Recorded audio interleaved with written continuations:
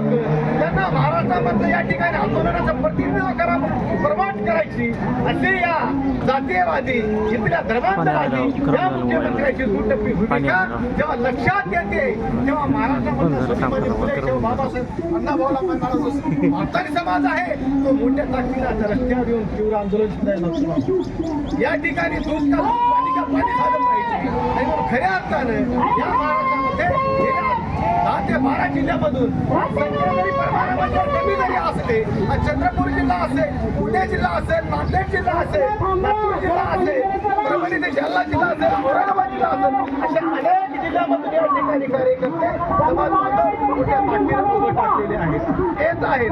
खऱ्या अर्थानं या ठिकाणी साधनाअभावी जरी महाराष्ट्रामधल्या मतदार समाजापर्यंत पोहोचत तरी येत नसत, व्हॉट्सअपच्या माध्यमातून, फोनच्या माध्यमातून या ठिकाणी महाराष्ट्रामध्ये समाजामध्ये पोहोचण्याचा आणि हा विचार संघर्षाचा विचार, लढण्याचा विचार देण्याचं काम करत आहे. आज तुम्ही बघता एवढ्या संख्येनं या ठिकाणी असताना या ठिकाणचा अडुक्याने असलेला हा आमचा दसरा चंद्रपूरचा आहे, त्याच्यानंतर औरंगाबादचा आमचा नामाकार आहे, त्याच्यानंतर धर्मवादी बोलारकर असतील.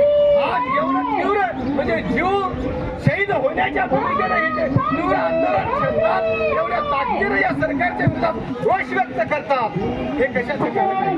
30 वर्ष सातत्यपूर्ण या राज्यकर्त्यांचं लक्ष वेधण्यासाठी नव्हे तर बाबा आजपर्यंत आमच्या हक्काची मागणी आमच्या या ठिकाणी पदरात मध्ये नाही.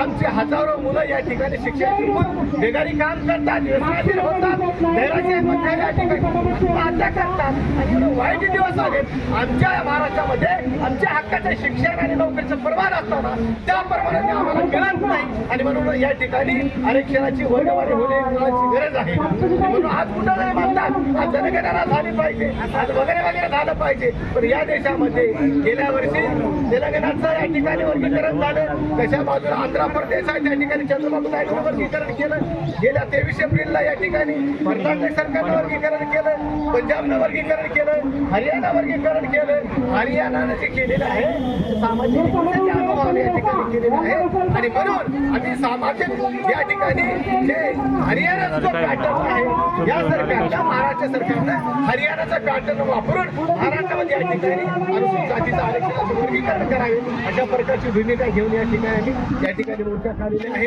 या ठिकाणी BF असल्या, नागोराव कमलाकर महाराज असल्या, गुणाकर साहेब असल्या, शिवराम भंगारे असतील, देवदासराव शिवेराकर असतील, सुरेश निधारकर असतील, सर्व यांनी या ठिकाणी एवढ्या ताकदीनं माणसं आणि महिलांना घेऊन आलेले आहेत. हर तालुक्यात, हर गावामध्ये अशा प्रकारचे सामान्य माणसं समाजाची भाकर घेऊन आंदोलन, आपल्या हक्काचं आंदोलन लढण्यासाठी जर या मैदानात उभं टाकलं तर या ठिकाणी जागा मिळणार नाही भाऊ.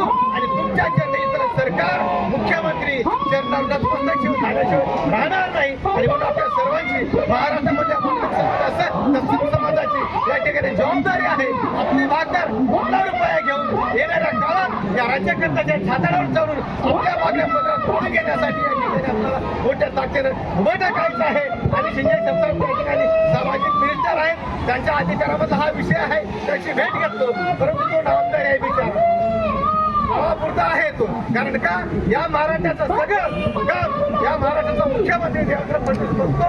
आणि म्हणून सर्व शिंदे साहेबांनी विनंती केली या देशामध्ये, या महाराष्ट्रामध्ये माध्यमांनी बहुत परवानामध्ये या सरकारनं भांडण लावायचं काम चालू केलेले आहे. आणि गेल्या जुलैमध्ये 1 ते 12 जुलै नांदेड भराडे साहेबांनी अमर उपोषण केलं. एकनाथ शिंदे साहेबांनी त्या ठिकाणी फोन करून विनंती केली उपोषण सोडून आरक्षण वर्गीकरण तात्काळ करतो अशा प्रकारचा शब्द उठलेला आहोत. या सगळ्या गोष्टीची आठवण करून केल्यानंतर त्यांनी सांगितलं की कदाचित 2 दिवसापूर्वी जर मला निवेदन मिळालं असतं मुख्यमंत्र्यांची अशा तारखेने वेळ घेतली असती. तुम्हाला मी शब्द देतो येणाऱ्या मंगळवारी कॅबिनेट आहे तोपर्यंत या दिवसापर्यंत मुख्यमंत्र्यांची भेट घालून काय भूमिका आहे ते मुख्यमंत्री असं एकनाथ शिंदे साहेबांची भेट घालून हा विषय पूर्ण करण्याचा प्रयत्न करतो, ताकदीने प्रयत्न करतो की तुमचाच आहे अशा प्रकारचं आश्वासन देण्यानंतर या ठिकाणी आलेलो आहोत. आणि त्यांनी दिलेलं मुख्यमंत्री सामाजिक न्याय मंत्र्यांनी दिलेलं आपल्याला या ठिकाणी आहे. आपल्या सर्वांना भेटणार आहे. आपल्याला 6 वाजता हे मैदान खाली करायचं आहे. 6 वाजता यांचं आवाज म्हणजे मैदान सोडावं लागते.